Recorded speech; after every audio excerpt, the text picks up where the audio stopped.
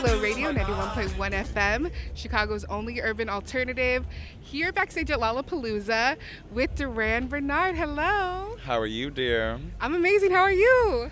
What's the word? Marvelous. That's the word we're using right now. Okay, so we're talking to you before you hit the stage, which is crazy. You're doing a bunch of press before you get on stage. Do you have any pre-show rituals? Like, how do you get yourself together? Usually on a tour, I need a nap before I go on stage. Like, a nap, make sure, we get ourselves together. So, let me see, what else? No, that's about it. As long as I'm rested, like, I'm good. I'll stretch a little bit, too. Okay, I get it. If you stay ready, you don't have to get ready. You know the scripture. By the way, I love all your sayings. I feel like while you've been, promoting your latest project, Bloom, we've gotten so many more new sayings from you, right? I know one of them, hold on, I don't want to mess it up. What's the family one? There's family and relatives, and I'm not going to explain the difference. Did I say it right? Oh, yeah, no, there's a difference between your relatives and your family, and you need to sort them out. Yeah, oh, there we go. Yeah. I love that we've been getting these like Durand sayings.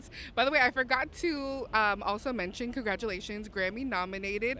Now is like on your title when people introduce you. We got to include that every time you say my name. Like, do not put some respect on it now.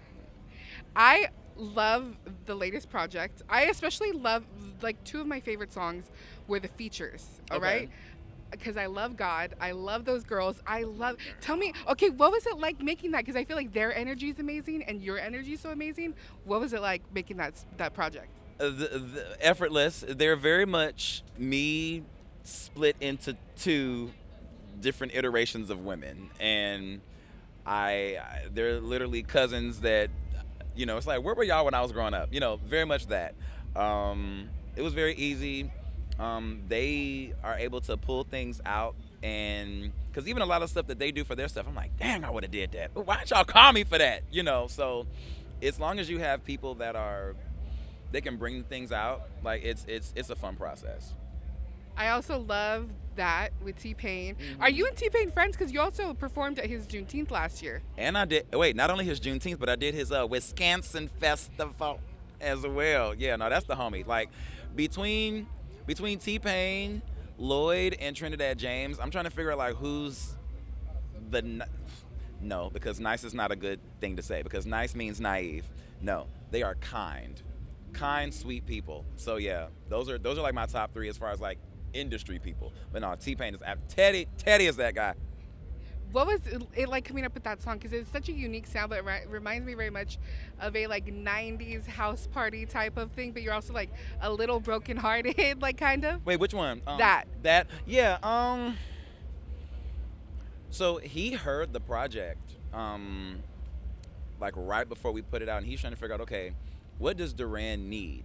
Because we want to give him T-Pain. I don't want to give him what he already has. And so when he was kind of fiddling through some sounds, I was listening to, and I heard him do that thing. I was like, ooh, I like that. He was like, shut up talking to me. So yeah, it was more of a, what hadn't I talked about on the song? And so we're talking about growth. We're talking about, enhancing ourselves. But then we also get shamed sometime for our growth because other people aren't growing in their own way, or there's just a lot of that. So I wanted to touch on that, and it was a real simple song to kind of like put together. We did the first half, and then afterwards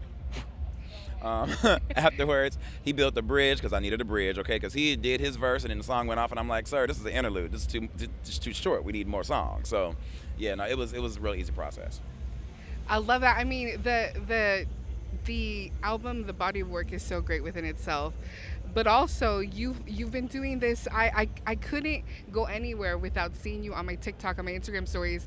Your Club One Bed, yeah, I almost said performance. Yes. But it was just like, it was an experience. It really was, because you also DJ, which is like, it's not a stretch. You know how to count, so you could DJ. But you have the most fun DJing. Like, it doesn't even, it looks like it's your whole party. Like, you go on full dancing. What has that been, being able to like play sets? Man, it's way less strenuous on my body. I'm not I'm a musician that DJs, and I think there's a difference. Because also I'm not coming to give people in its entirety what I think they want. I'm giving you what you need. Like, I'm playing y'all what I that makes me feel good, and I want to share that with you. And also I sing as well when I'm doing my DJ sets, which is not something that all DJs can do. So it's just another world that I've been able to tap into. I'm glad that I'm doing this. I've only been doing it for 2 years. And also, I have been DJing, just didn't have a controller. So now that we have the controller, we're in business. Yeah, because you also, like, while you're DJing, you start line dancing and everything. Mm-hmm. Oh, yes. We love a good line dance. See, I'm from Cleveland, the Midwest. We be line dancing. So I always have to bring that everywhere. That and skating. So when it comes, like, how, because you are also doing your DJing, and then your DJ name is why is it so complicated? Why is it, I was like, what is the story? Is this some joke I don't know about? So my DJ name is DJ TBD, aka Broccoli, no relation to the late great Daryl Coley, and the TBD stands for the best DJ. Not that there aren't extraordinary DJs that have paved the way, of course. It's just now that I'm on the scene, I am the best. Okay, better than all the rest. So come check on my breast and my tiny desk. You got to say the whole thing, like a Tribe Called Quest. Yeah. Oh my gosh, it's amazing. Do you just rap? Do you just like rhyme on your own time all the time? Like, rhyming. I'm a jukebox. Now my freestyling usually is taking a song and remixing it about food or something. Very much that. I'm just my stomach has its own studio. You're definitely a person that music is your life. When you look back at your life, your parents were involved in music as well. Your mother, a music teacher, and then your dad in the industry. Okay, my biggest question, I was like, I want to know, how old were you when they knew that you had it? Like, how old were they? Like, okay, this is some real talent. He isn't singing the ABCs and Twinkle Twinkle Little Star. Like, he is hitting the falsettos. He's singing. Like, when did they know? Like, okay, he's got it. I feel like they might have always known, specifically my mom, because she homeschooled me, and then she was also giving me piano theory, voice theory, and stuff like that. Just trying to show me vocal care and how to work through puberty, because puberty was not my finest hour. Okay, very ghetto, very ashy. Would not recommend.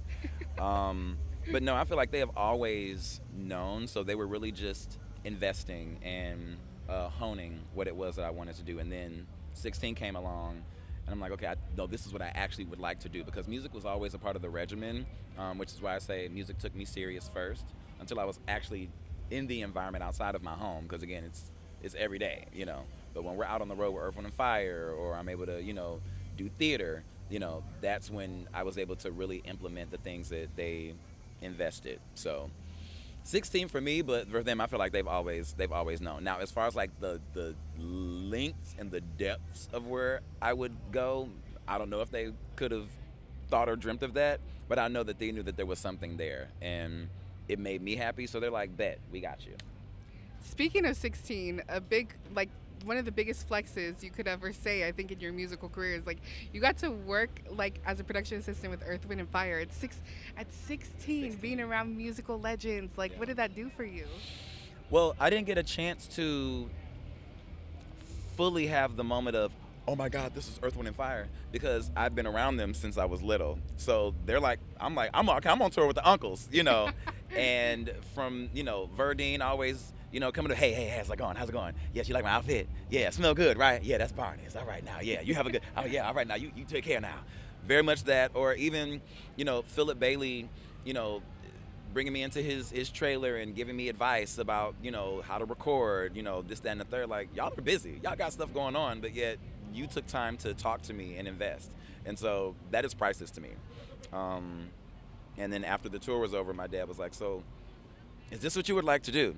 And I was like, yes. He thought for a second that I wanted to be an audio engineer. He was like, please, no. He was like, just, no, make the sound come out. Don't So yeah, no, we were on the same page at that point, and he's been managing me since then, and it's been literally a family affair. I don't know what it's like to have a machine backing me, but I do know what it feels like to have a village.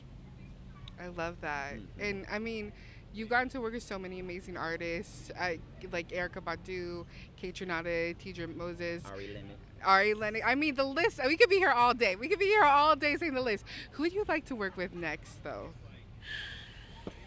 Okay, just off rip, Doechii, Cleo Sol, Solange. I would love to do something with Rihanna. Kendrick, please, let's. SZA. I would like to do something with Salt, even though I said Cleo Sol, but that's also a different situation. Sade. Let's just stop right there. Just Sade. It's one thing. I feel like everybody else is feasible in some kind of way. Sade, however, trying to get all of them out of the woodwork, that would be a feat. Yeah.